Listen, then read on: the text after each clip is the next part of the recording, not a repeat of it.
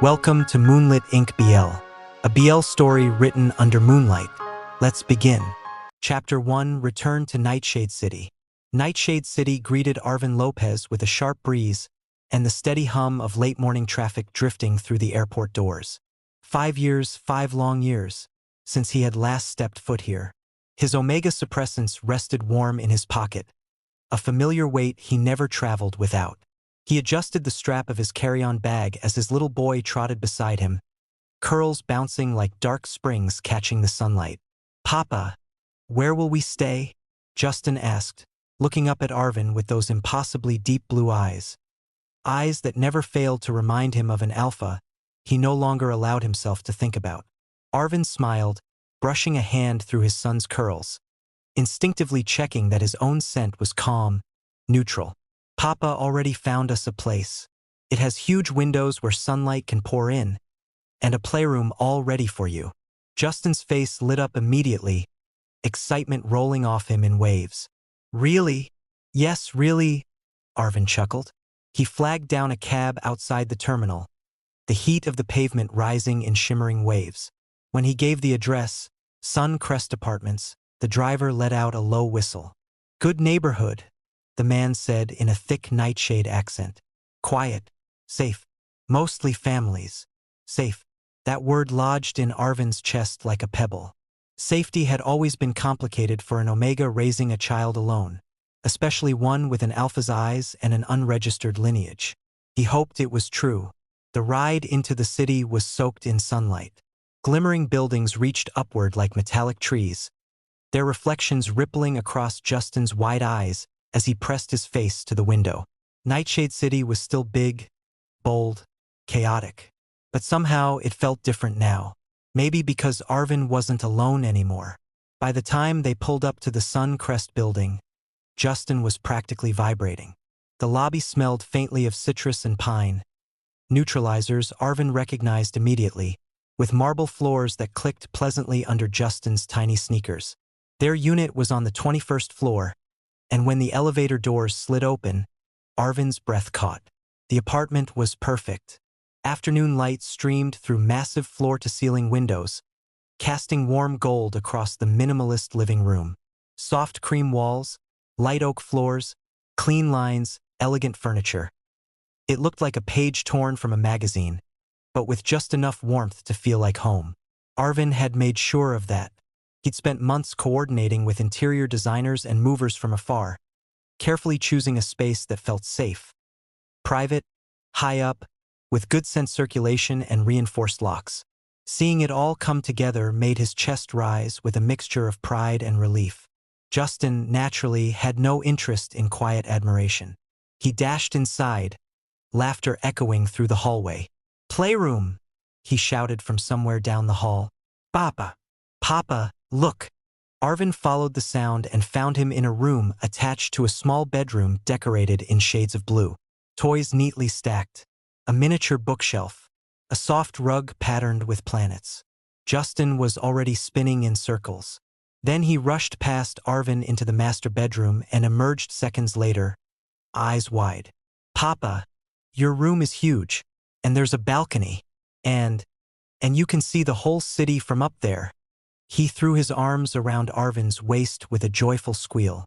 "This place is nice," Justin declared. Arvin hugged him back, breathing in the clean, comforting scent of his child, sun-warm skin and innocence. "Yes, sweetheart. This is where we'll live from now on." Justin nodded, satisfied, and ran off again. Arvin wandered toward the living room window, resting his hands on the sill as the city stretched beneath him like a map of memories. His reflection stared back faintly in the glass, older, steadier, carrying more than he ever had before. Nightshade City is huge. The chances of running into him are low. And he doesn't even know Justin exists. Arvin repeated that thought like a mantra, hoping repetition would make it true. By sunset, warm orange streaks painted the walls as they unpacked. Justin insisted on putting his own clothes into his dresser, humming off-key while folding things into odd shapes. Arvin ordered food for the night, something simple. He'd shop for groceries tomorrow. He was sorting his skincare on the vanity when a gentle knock sounded. Papa. Justin's head peeked into the room, curls messy from unpacking. Yes, sweetheart. Arvin's voice softened instantly.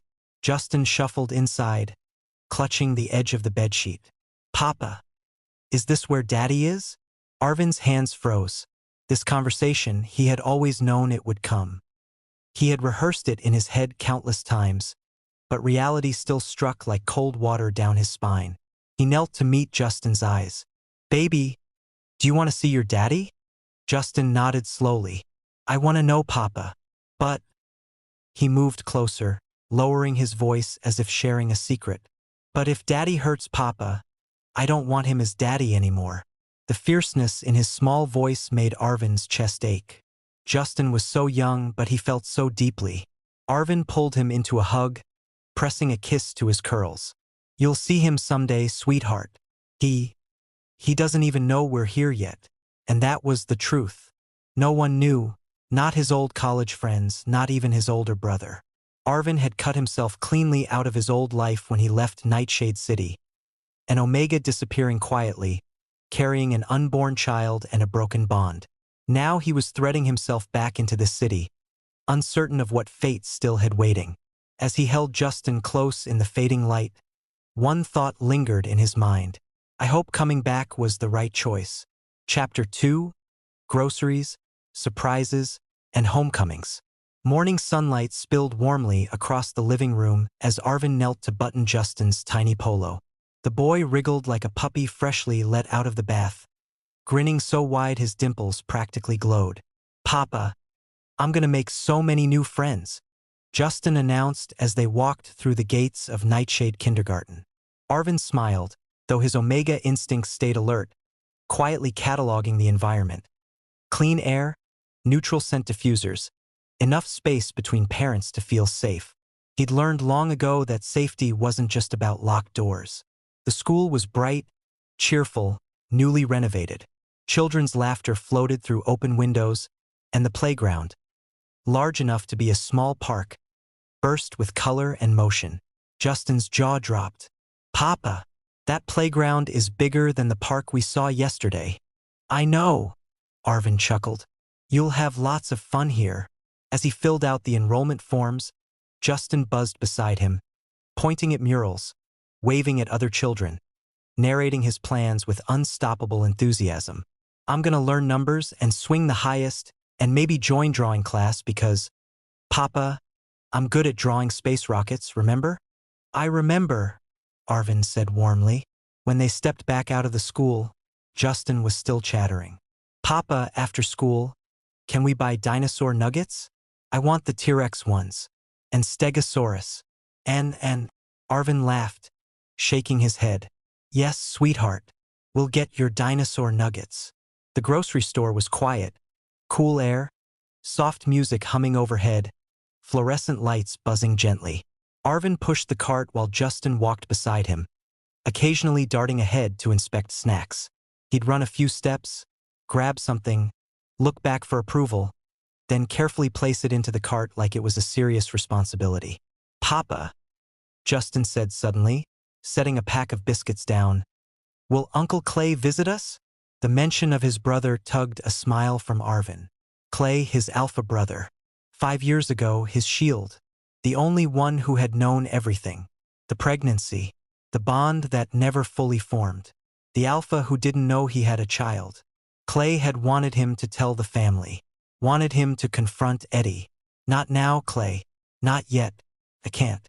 And Clay, soft-hearted despite his alpha dominance, had simply pulled him into a hug and said, Okay, just don't disappear on me.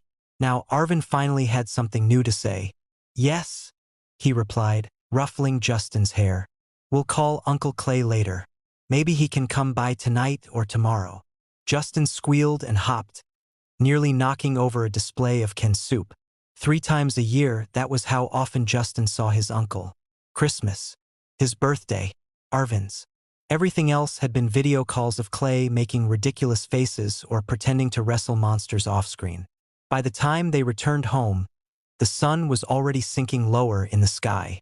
Arvin unpacked the groceries, filling the pantry until it overflowed and neatly stacking the fridge, milk, vegetables, juice boxes, and yes, dinosaur nuggets. Once the last item was put away, he exhaled, wiped his hands on his jeans, and picked up his phone. Clay answered on the second ring, voice bright and unmistakably alpha-strong. "Hey, little brother." Arvin smirked. A mischievous spark flickered alive. "Bro," he said casually. "Where do you think I am right now?" Clay snorted. "Easy. On your couch watching something dumb while Justin destroys the living room." Arvin hummed thoughtfully. "Close." Then he turned on the video camera, lifting his phone to frame the massive living room windows overlooking Nightshade City's skyline. Glass towers gleaming, highways threaded with light, the city alive below. There was a sharp inhale. "Arvin, what? How you're back?" Clay nearly shouted. "Yes," Arvin laughed. "Justin and I moved back. If you're free, come over." Suncrest Apartments. There was a clatter, a thud. Definitely Clay tripping over something. "Clay? You good? I'll be there in 20 minutes. No, 15. And how dare you not tell me immediately?"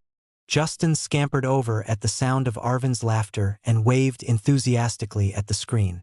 Clay immediately melted, his alpha bravado crumbling into dramatic gasps. "I'm coming right now," he declared, then hung up. Exactly 20 minutes later, someone pounded on the door. Arvin barely had time to open it before being pulled into a crushing bear hug. "Arvin!" Clay boomed, scent flaring instinctively.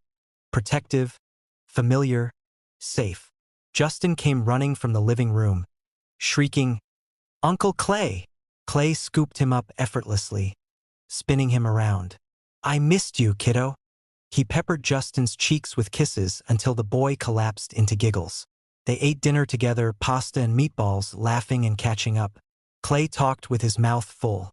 Justin proudly toured him through the apartment like a tiny landlord.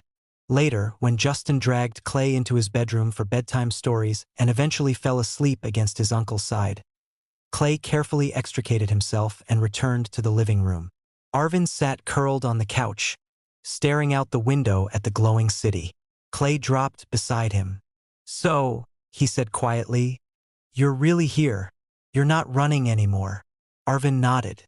"Yeah, it's been a long time, but I'm done hiding." Clay studied him, alpha instincts reading the steady calm in Arvin's scent. "I'm ready to face whatever comes," Arvin whispered. "Justin's with me, and you're with me." Clay exhaled slowly, relief and pride bleeding through. "I always got you," he said softly. "Anyone messes with you or my nephew, they answer to me." Arvin leaned his head against Clay's shoulder, warmth spreading through his chest.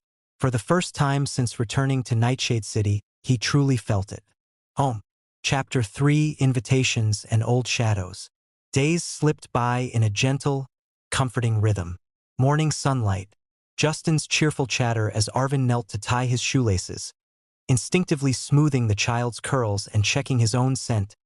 Calm, neutral, carefully controlled. The short walk to Nightshade Kindergarten. Then Arvin returning home to his bright home office. Coffee in hand, laptop open. Diving into work for the Lopez Corporation. Digital marketing strategies. Budget spreadsheets. Project proposals sent directly to Clay, who insisted Arvin still had a place in the company no matter how long he'd been gone. At noon, Arvin would pick Justin up, and they'd find a quiet cafe or a small restaurant for lunch. And most evenings, Clay would burst through the apartment door as if he owned the place, alpha presence filling the space before his voice ever did. Arms already open for Justin's squealing tackle hug. Life settled into something warm, steady, safe, until a Thursday afternoon. Justin sat cross-legged on the living room floor, carefully stacking magnetic tiles into a wobbling tower while Arvin typed at his desk nearby. Clay lounged on the couch, flipping through channels with one arm draped over the backrest. "Daddy?" Justin piped up suddenly. "Does anyone else know we're here?" Arvin paused mid-keystroke. "Nope, just Uncle Clay. For now." Clay made a low, theatrical sound, something between a hum and a well. Arvin shot him a look. "What?" Arvin asked. Clay grinned and reached into his bag, pulling out a thick ivory envelope sealed with a familiar crest. He handed it over with exaggerated flair. "Why not make a proper entrance, little brother?" Arvin frowned slightly. "Clay, what is this?" "Open it." Arvin slid a finger under the seal. Inside was an elegant invitation, gold lettering catching the light. The annual Nightshade Charity Gala, the biggest social event in the city, where alphas, omegas, and betas with influence gathered under crystal chandeliers and polite smiles, where scents were masked, politics disguised as charity, and old connections never truly stayed buried. Arvin swallowed. "You want me to come with you?" "Yeah," Clay said easily. "You, and Justin too if you want. If not, I'll hire the best babysitter money can buy." Arvin leaned back in his chair, letting the weight of it settle. The Lopez family had deep roots in Nightshade City. Their construction empire shaped the skyline itself. Galas like this were expected, routine. But Arvin hadn't attended anything like it in years. Not since he'd left as a young Omega with a broken bond and a secret growing inside him. Clay had taken over as CEO after their parents passed. Arvin, despite the distance, had kept the company's finances and digital operations running smoothly from afar. And during those 5 years away, Clay had done everything in his power to protect him and Justin, including distance, including silence. Being invited back into the public, I felt like a door opening, one that led straight into old memories Arvin wasn't sure he was ready to face. "What if?" His voice faltered. "Clay, what if he's there?" Clay's posture shifted instantly, pheromones sharpening. "If you're worried about Eddie, don't," he said firmly. Arvin froze. Clay continued, calmer now. "He's not in Nightshade. Hasn't been for 2 years. He's been in Silverton." Arvin stared. "He's not here." Clay shook his head. "No. Are you sure?" Arvin asked quietly. "He's really not here?" There was disbelief in his voice, and hope, and something still tender underneath it all. "Messy divorce," Clay added with a shrug. "After the whole thing with Tina, he packed up and left. Tina, the woman Eddie chose, the woman he married after Arvin disappeared, and apparently the woman he'd lost too." Arvin pressed the invitation against his chest and exhaled slowly, scent calming as he forced his Omega instincts to settle. "So, I won't see him," he murmured. "And even if the universe decides to be cruel," Clay said, puffing out his chest dramatically, "I'll be right there. Your date, your bodyguard, your shield, your annoying alpha brother who scares people for fun." Arvin laughed. Soft, grateful, just a little unsteady. "Okay," he said. "I'll go." The rest of the afternoon passed in a blur of arrangements. Confirming the RSVP, lining up a trusted babysitter, choosing a date that suddenly felt much closer than it had a moment ago. Later that night, Arvin stood at the window, Nightshade City stretching endlessly beneath him. He let the invitation slip from his fingers, watching it land gently on the desk. "No more running," he murmured to his reflection. "It's time to face this properly. Time to face the past." The city glowed back at him, bright, unyielding, alive, as if daring him to step forward. Chapter 4: The Gala and the Ghosts. The Nightshade Grand Hall was every bit as breathtaking as Arvin remembered. The moment he stepped inside, his senses flooded. A massive crystal chandelier hung suspended from the vaulted ceiling, refracting light into thousands of glittering shards that danced across polished marble floors. Tables draped in pearlescent linen fanned out in perfect rows, each adorned with silver place cards written in elegant calligraphy.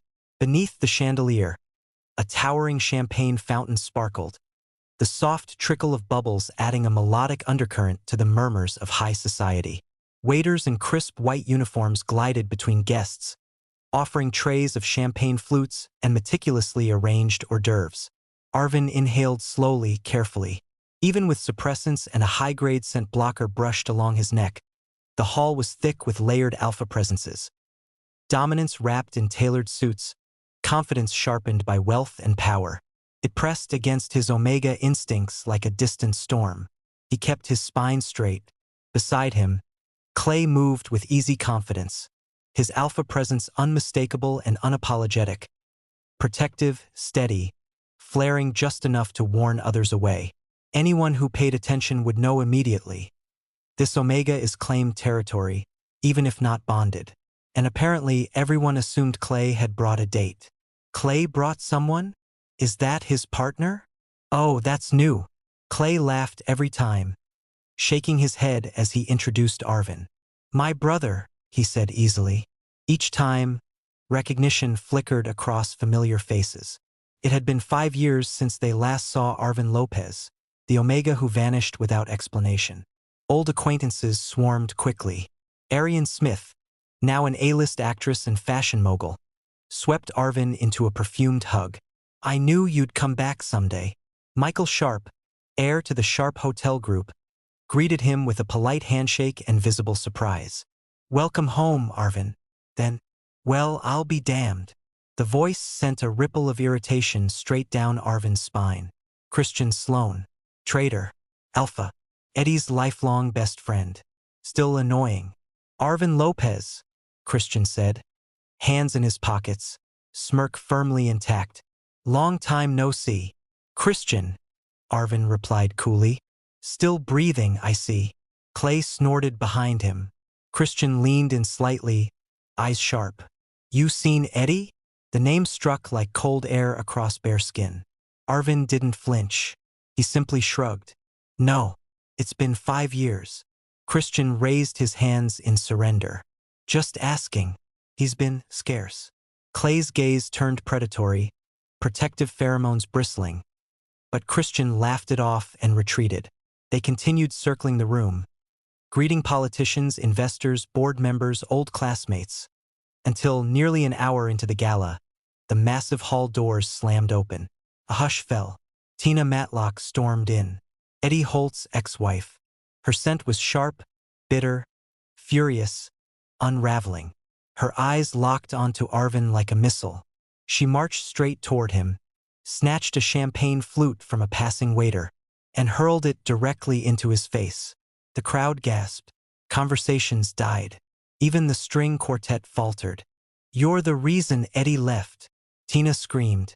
Cold liquid dripped down Arvin's cheek. He blinked once, then calmly wiped the champagne away. Me? Arvin said evenly. I've been gone for 5 years. What are you even talking about? Oh, don't play innocent, Tina snapped, voice rising. You disappeared, yes, but he looked for you. For years. And when he couldn't find you, he blamed me. 2 years ago, he signed the divorce papers and vanished. So tell me, did he find you? Her voice cracked, fury tangled with humiliation.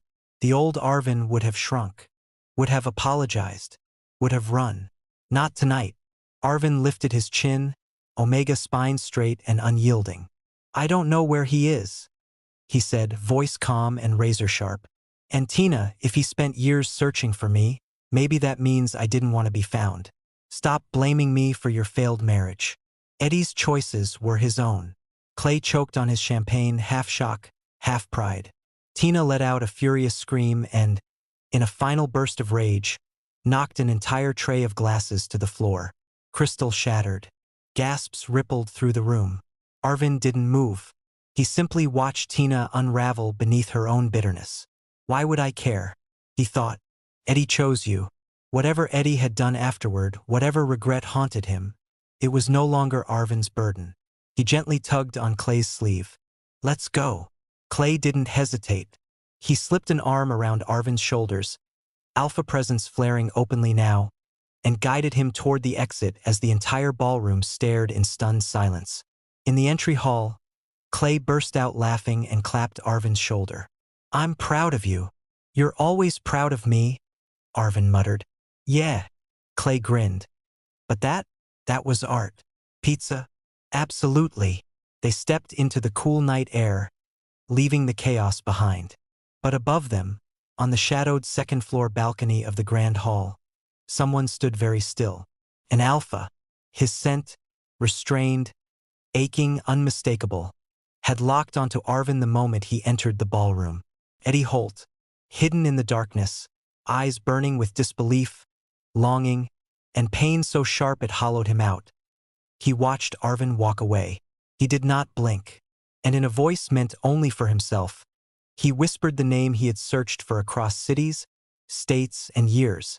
Arvin, like a prayer he thought he'd lost forever. Chapter 5 Echoes that follow. For the next few days after the Tina fiasco at the gala, Arvin's phone buzzed nonstop.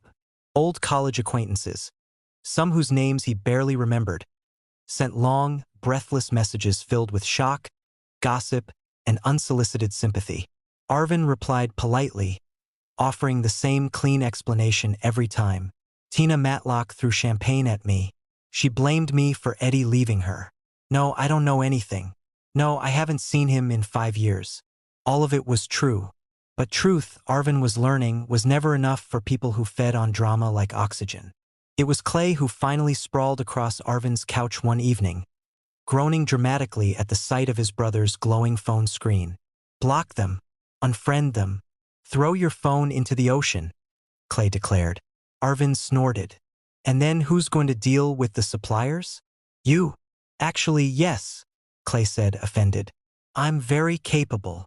The banter faded when another notification lit up the screen. Clay leaned over, squinting. Christian Sloan again? He's persistent, Arvin muttered, opening the message. And unfortunately, informed. Christian's message was blunt, in the way only he could manage. Tina's unhinged. Eddie hasn't spoken to her since the divorce. He really did look for you. Nobody knows why. He thought you moved to Silverton. Left partly to escape Tina, partly because he thought he'd run into you there. Arvin stared at the screen for a long moment, heart slowing into something heavy and deliberate. He had been in Silverton. 3 months, tucked away in a small rented apartment, overseeing a project Clay had tossed onto his plate. Cold mornings, routine coffee runs, pine-scented air that clung to his clothes. Not once had Eddie appeared. Not even a glimpse. Not even a rumor. Even after that, moving from city to city for work, never staying long enough to put down roots. Arvin sometimes wondered, quietly, irrationally, why Eddie never found him. Why he hadn't tried harder. He told himself he didn't care anymore. That whatever bond they'd almost formed had long since faded into nothing. But late at night, when Justin was asleep and the apartment was too quiet, Arvin admitted, to himself alone, that the thought still lingered. Clay stopped by late one afternoon with a stack of documents, letting himself in like he always did. Justin was asleep on the couch, curled around his stuffed dinosaur. Soft omega scent warm and familiar in the air. Arvin skimmed through contracts until the words blurred. Then quietly he asked, Clay, did you know? Clay paused. Know what? About Eddie, Arvin said. About him trying to find me. Clay set the files down and eased into the chair across from him. Yeah, he admitted. His voice was gentle. I knew. Arvin looked up sharply. You knew. You were running, Clay said softly. And I stepped in. Arvin blinked. You did what? I made sure he didn't find you, Clay said, rubbing the back of his neck. Whenever I heard Eddie was heading toward one of your locations, I reassigned you. New branch, new city, new project. Far away. Silence stretched. Then Arvin grabbed the nearest throw pillow and hurled it at him. I was pregnant, you idiot. Clay caught it with a grunt. I know, and I'm sorry, but you were an omega under stress, unbonded, and scared out of your mind. I wasn't about to let an alpha who didn't deserve you corner you. Arvin exhaled slowly, irritation melting into something warmer. You hid me well. Clay smiled faintly. People speculated. Some thought you were career-obsessed. Others thought you were avoiding drama. I never corrected them. Like Eddie, Arvin said quietly. Yes, Clay replied. Especially Eddie. Clay stayed for dinner, insisting on cooking. Justin woke just in time to find his uncle flipping steak in a skillet. Alpha confidence radiating even in an apron. Uncle Clay's steak is always well done, Daddy, Justin announced proudly, as if offering a 5-star review. That's not a compliment, Arvin stage whispered. It is to me, Justin chirped, already pulling out crayons and paper. He spent dinner chattering about school, new friends, and his art project. A family portrait featuring Daddy, Uncle Clay, and him holding hands beneath a giant yellow sun. Clay's smile softened as he watched Justin color. Then his gaze shifted to Arvin. "He doesn't know yet," Clay said quietly. Arvin kept his eyes on his plate. "He knows his father lived here. That's all." Clay nodded. "One day he'll need more than that." Arvin swallowed. "And even if I hated Eddie back then," Clay continued, "he still deserves the truth." Arvin looked at Justin, bright, happy, humming as he filled the page with crooked stick figures that somehow radiated love. "I know," Arvin whispered. "I won't run anymore." When Eddie finally appeared, Arvin would tell him everything. And he would ask the question he'd buried for 5 long years. "Why did you let me go? And why are you looking for me now?" Outside, Nightshade City glimmered.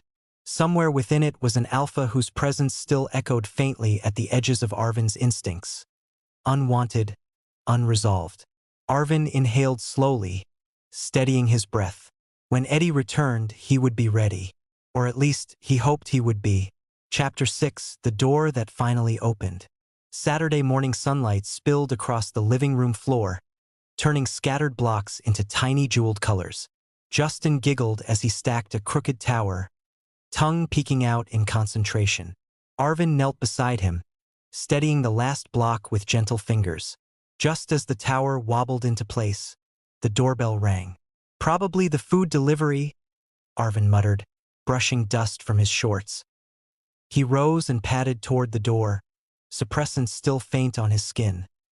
His omega scent carefully muted out of habit rather than fear. He pulled the door open, and the world tilted. Eddie stood on the other side. For a split second, Arvin's instincts screamed before his mind could catch up. Alpha. His alpha. The scent hit first, restrained but unmistakable. Familiar in a way that made something old and buried ache to life. Eddie looked nothing like the confident man Arvin remembered. His shoulders were rigid, held together by sheer force of will. His eyes, once sharp and sure, were dulled by exhaustion, rimmed red with sleepless nights.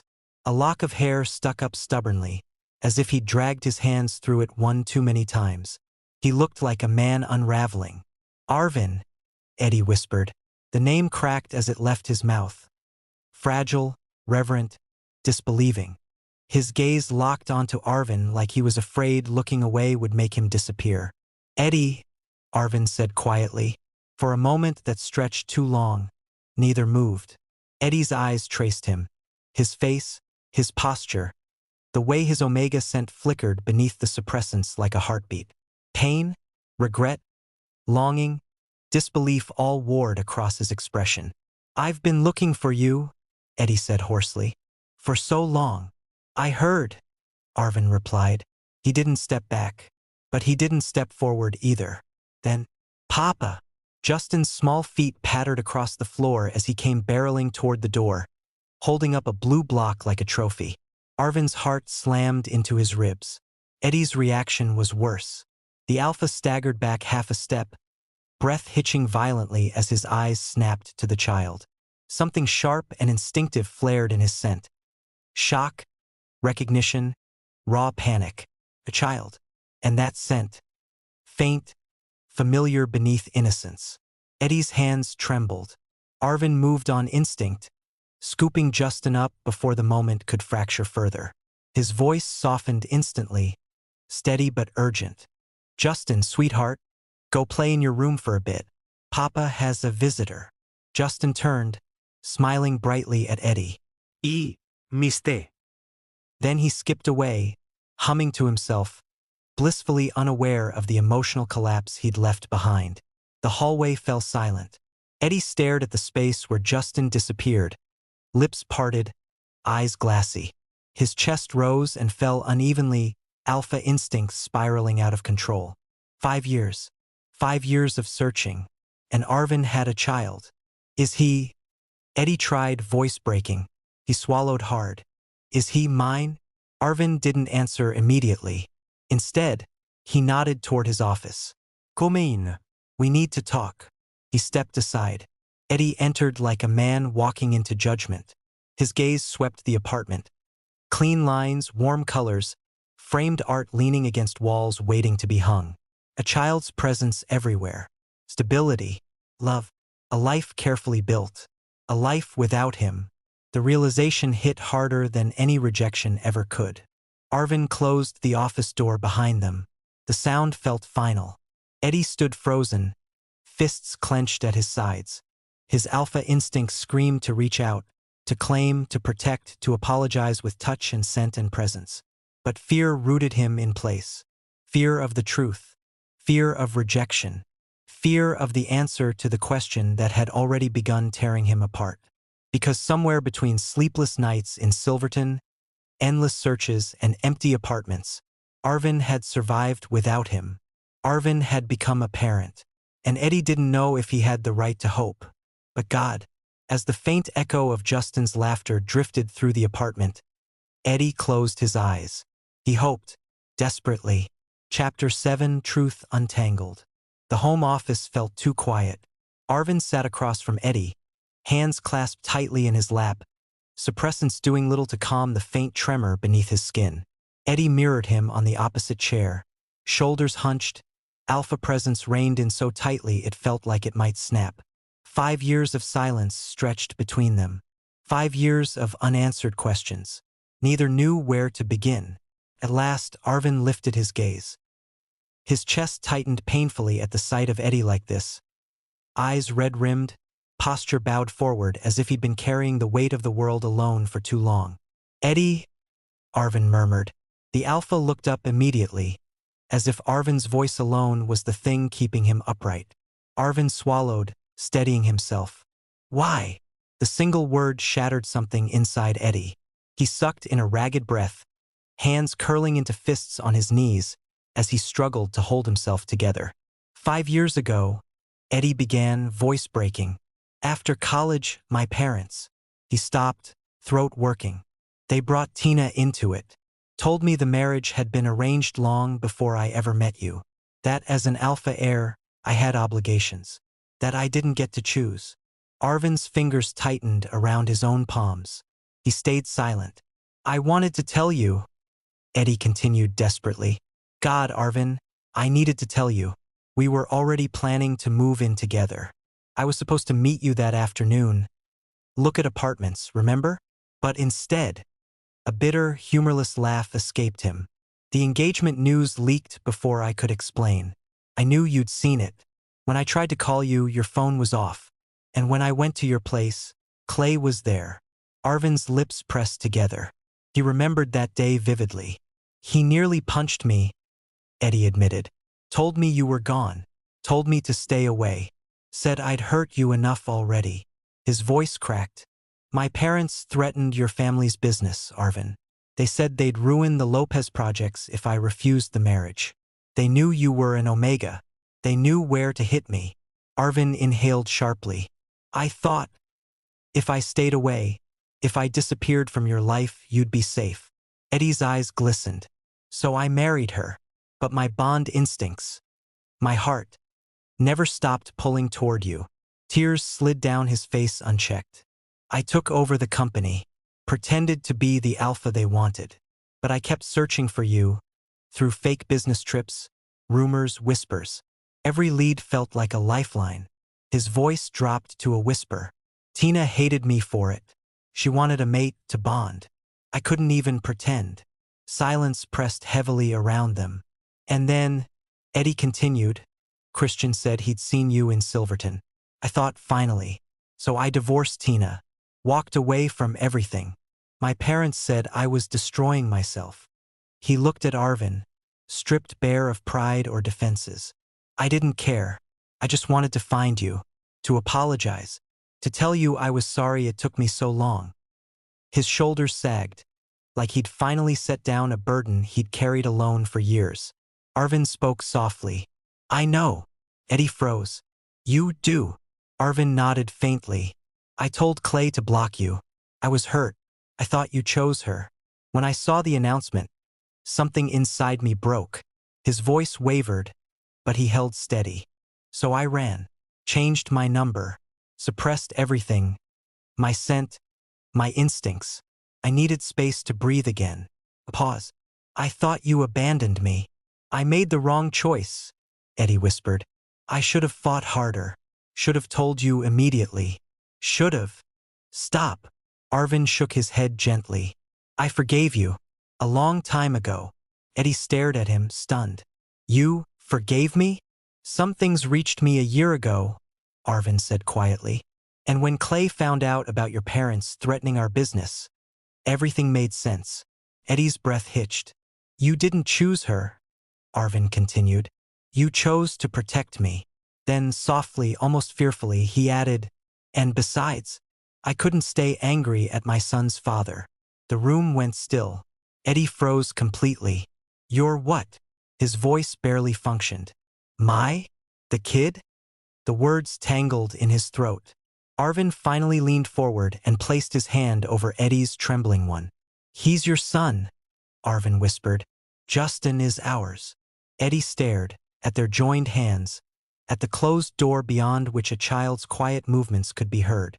He's mine, Eddie asked brokenly. 4 years old, Arvin said. And he's been asking about his father. Something inside Eddie shattered open. He surged forward, pulling Arvin into a tight, shaking embrace. Alpha pheromones flared. Not dominance, but devotion, protection, regret burning hot and raw. Arvin stiffened for a heartbeat, then relaxed, sinking into him. Eddie buried his face into Arvin's shoulder, scent finally recognizing scent, bond echoing where it had always existed. His breath came in ragged sobs as he clung like a man afraid of losing everything all over again. For the first time in 5 years, Eddie could finally breathe. Chapter 8. More than yesterday. Clay arrived barely 10 minutes after Arvin's call, the apartment door swinging open with his usual quiet force. The moment Eddie rose from the couch, the air shifted, 2 alphas instinctively squaring off before either consciously decided to stop. They froze for a heartbeat. Then Clay crossed the room with a measured, unreadable expression. He didn't hug Eddie, didn't smile. He simply extended a hand. Eddie swallowed, wiped his palm against his jeans once, and took it. Clay's grip was firm, testing, assessing, but not hostile. I hid my brother for 5 years, Clay said calmly. He wasn't ready, but it looks like you two finally talked. Arvin stood beside Eddie, fingers knotted together, suppressants barely dulling the low hum of emotion under his skin. He nodded once.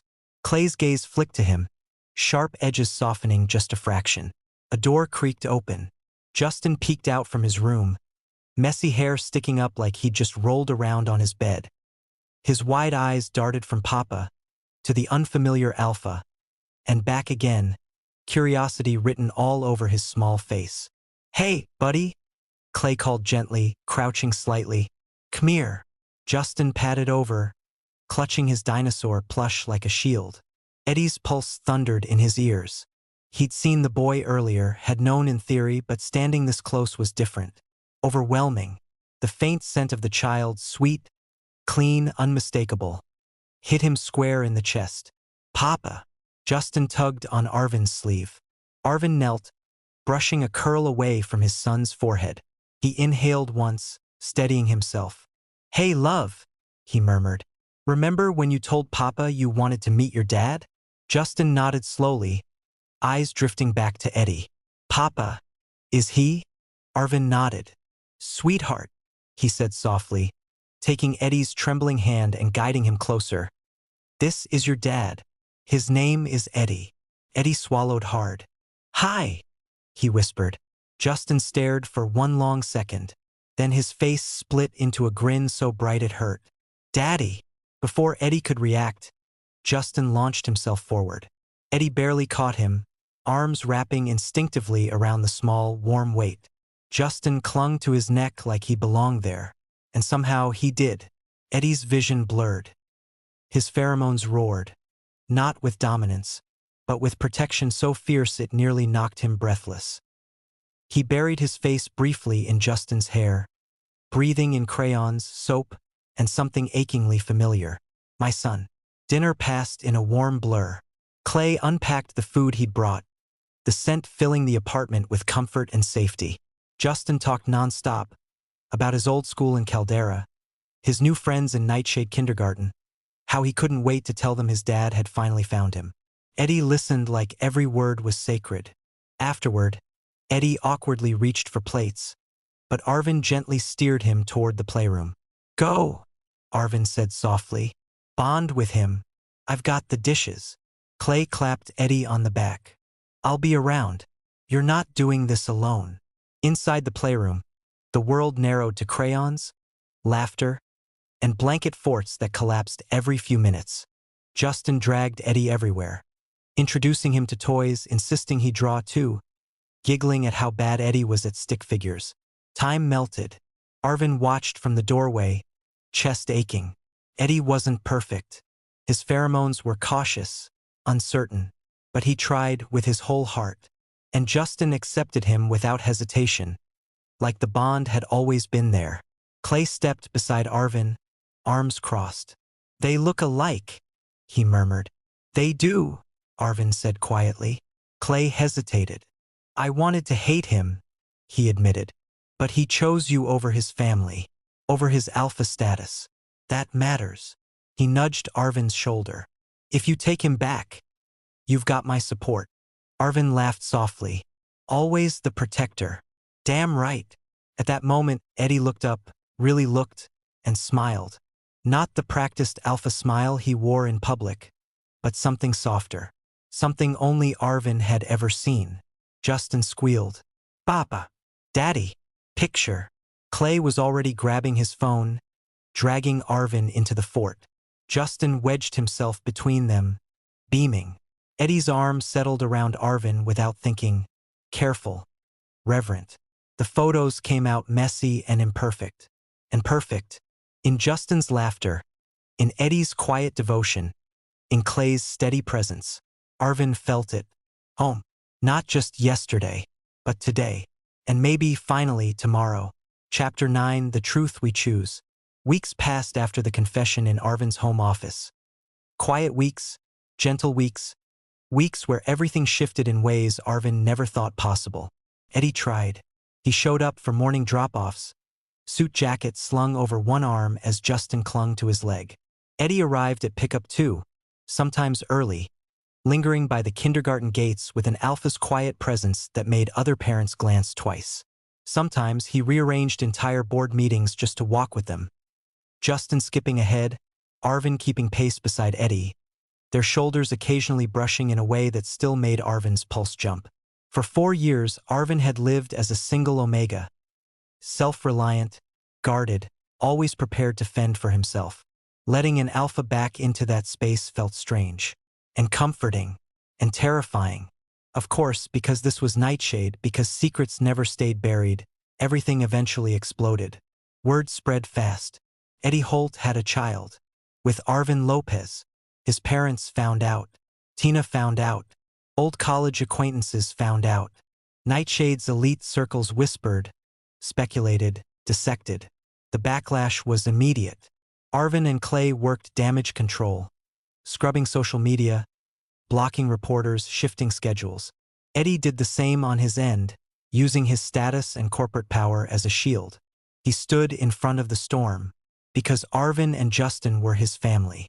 Because protecting them was instinct now, bone-deep, undeniable.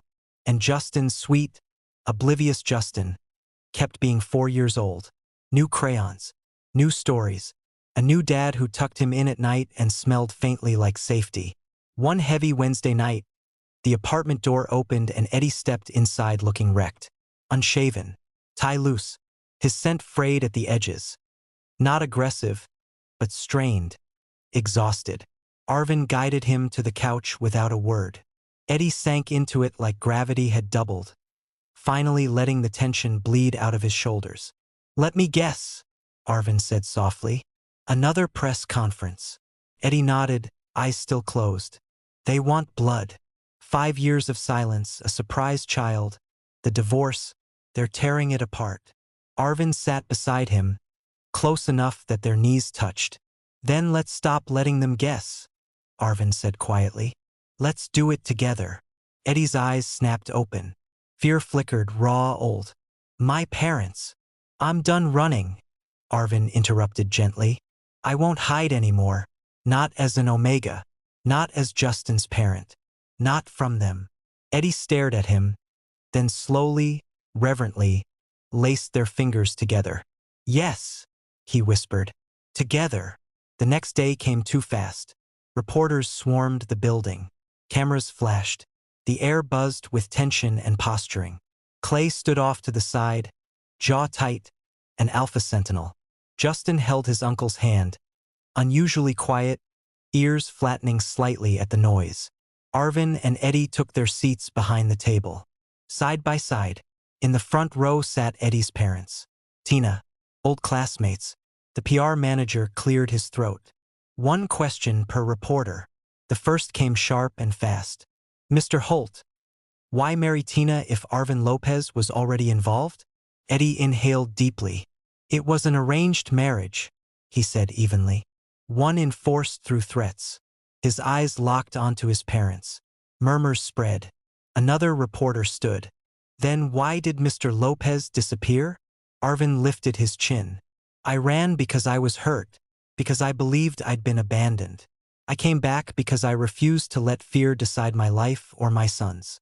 Silence followed. Then, did you cause the divorce? Eddie leaned forward. No, the marriage failed because it was never real. My bond, he paused, choosing his words carefully, has always been with Arvin. Tina stood abruptly. So you're saying I meant nothing? Eddie stood. No, he said calmly. I'm saying you were part of a contract. And Arvin was family. He turned to his parents. You threatened my Omega and his family to control me. I won't allow it again. His father surged to his feet. You owe us. I owe my son a better future, Eddie replied. This ends now. He reached for Arvin's hand. Arvin took it without hesitation. Then a small voice cut through the room. Papa! Daddy! Justin slipped free from Clay's grasp and ran straight to them. The resemblance was undeniable. The bond unmistakable. Eddie lifted him easily, Justin curling into his chest like he'd always belonged there. No more denial. No more secrets. They walked out together, leaving behind shock, cameras, and a past that no longer owned them. They stepped into the sunlight as a family. At last. Chapter 10, Blueprints of a Future. The aftermath of the press conference hit like a tidal wave. Within hours, the internet erupted, news clips looping endlessly, commentaries dissecting every word, rumors collapsing into undeniable truth. Eddie's parents faced brutal backlash. Tina's carefully maintained image fractured under exposed lies. Old classmates, people who knew Eddie and Arvin back in college, came forward in support, calling it a second chance 5 years overdue. Arvin and Eddie sat side by side on the couch in Arvin's apartment, the muted glow of the television painting soft shadows across the room. Each truth surfaced, each lie dismantled, each secret finally laid bare. Eddie watched in silence, one arm draped protectively along the back of the couch, his hand loosely clasping Arvin's. His pheromones were calm now, no longer defensive or sharp, just steady. He didn't care that Holt Corporation stocks dipped. Didn't care about furious shareholders or frantic PR calls. He had Arvin. He had Justin. Everything else was background noise. After the fifth replayed news clip, Eddie reached forward and turned off the TV. Silence filled the room. Warm, heavy, safe. Arvin, he said quietly. Arvin turned to him. Yeah. Eddie met his gaze, eyes clear and resolute in a way Arvin hadn't seen in years. Move in with me. Arvin blinked. You want us to live with you? Yes. Eddie didn't hesitate. I want to build the life we were supposed to have. The one we planned before everything fell apart. We can use my penthouse, sell it, move districts, whatever you want. I just want to build it with you. As a family. Something deep and instinctive stirred in Arvin's chest. An Omega's quiet longing for permanence, for shared space, for a place that felt claimed and safe. Before he could answer, Arvin lifted his voice. Clay! Eddie stiffened, confused. Clay appeared from the kitchen, towel slung over one shoulder. Yeah, show him. Clay grinned like he'd been waiting for this exact moment. He picked up a tablet from the counter and turned it toward Eddie.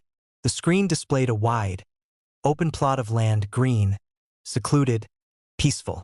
This, Clay said casually, is one of our family properties, and Arvin was planning to build a house here.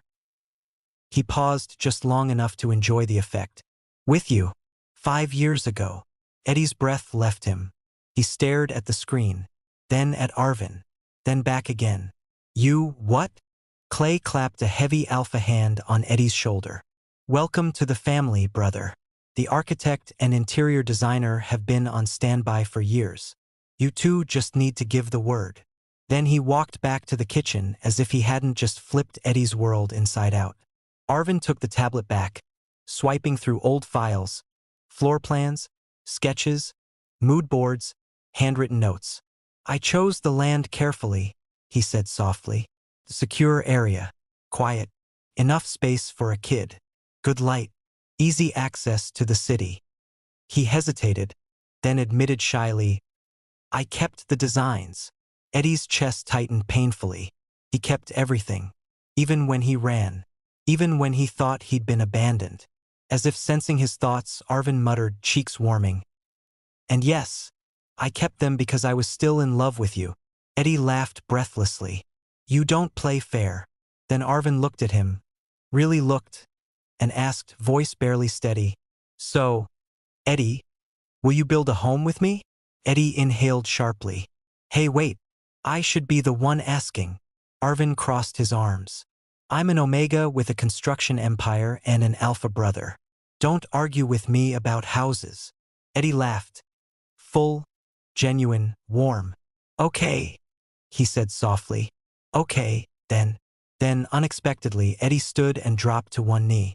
Arvin froze. Eddie reached into his pocket and opened a small velvet box. Inside lay a ring, sleek silver, simple and elegant, set with 3 diamonds. Past, present, future. His voice trembled. Arvin Lopez, Eddie said. My Omega, my family. Will you marry me? Tears welled instantly in Arvin's eyes. Yes, he whispered. Then stronger. Yes, I will.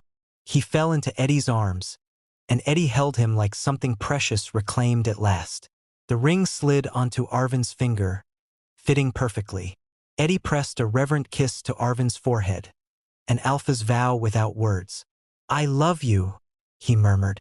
Thank you for trusting me again, for giving me a family, for giving me our son. Arvin cupped Eddie's face, eyes shining. And I never stopped loving you, he whispered. Not even for a second. From the hallway, Justin's laughter drifted in bright, carefree. And for the first time, the future didn't feel fragile. Felt built to last. Epilogue. A home found. 1 year later, the house glowed. Sunlight spilled through tall windows in warm sheets, illuminating the newly furnished home that now belonged to Eddie Holt, Arvin Lopez Holt, and Justin. It was 2 stories of soft light, the kind that settled into the bones.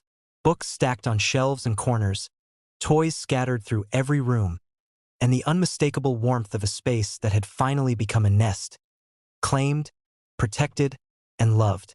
For an Omega like Arvin, the feeling was instinctive. The moment he stepped inside each morning, something in his chest loosened. The air carried Eddie's scent, steady, grounding, layered gently with Arvin's own, softened by time and safety. It was home in every sense that mattered. The interior was a perfect blend of their worlds. Arvin's minimalist taste softened by Eddie's deeper palette. Burgundy cushions, DeBerry curtains, clean-lined furniture warmed by artwork Arvin had painted over the months. Pieces born from healing hands and a quiet heart. The house didn't look curated. It looked lived in. Justin's room was his universe, literally.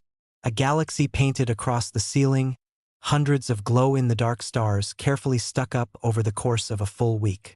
Eddie had done most of the work while Justin supervised with the gravity of a future astronaut. Bookshelves overflowed. Toys lived everywhere. Despite Arvin's gentle, half-hearted attempts to keep them organized. The home office, once an empty room, now held 2 desks pushed side by side. One neat and orderly with Eddie's folders and files. The other chaotic in the best way, scattered with Arvin's color palettes, brushes, and sticky notes. One wall was filled with books. The other corner, flooded with morning light, had become Arvin's favorite place to paint. Everything in the house felt like a merging of lives. Alpha and Omega, past and present, loss and rebuilding. And now a future. Laughter filled the backyard as friends trickled in.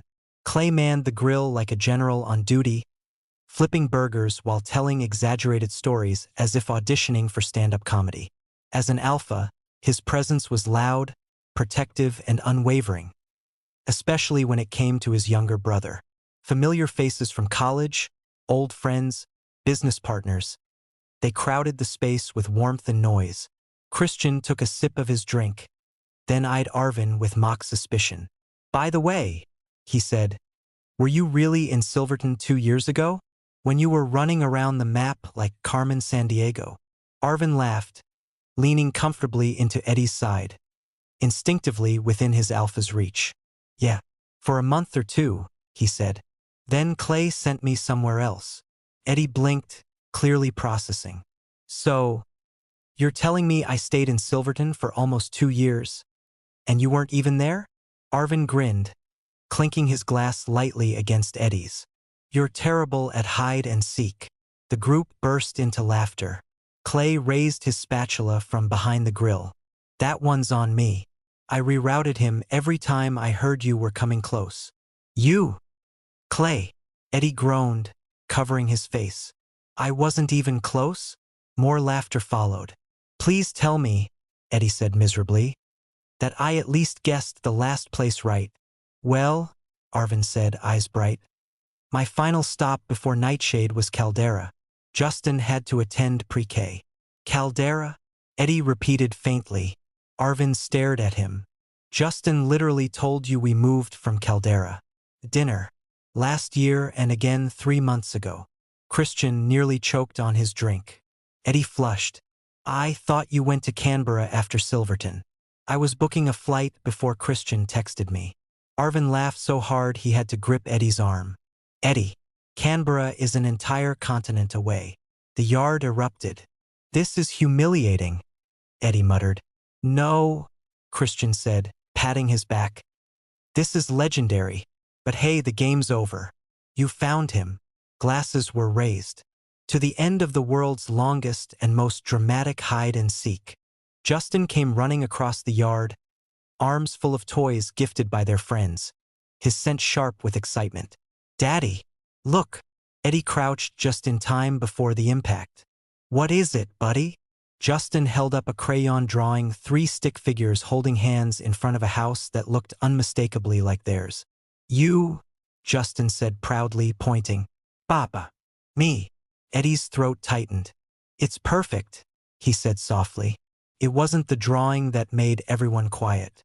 It was the way Eddie said it, gentle, reverent, like he still couldn't believe the child in front of him was real. His son. His Omega's pup. He lifted Justin easily, pressing a kiss to the top of his head. Justin laughed, bright and unrestrained. Arvin watched them, one hand resting unconsciously over the bond mark at his neck. His alpha, their child, their life. The night stretched on under warm lights and open skies. The scent of grilled food mingled with laughter and contentment. For once, nothing felt unfinished.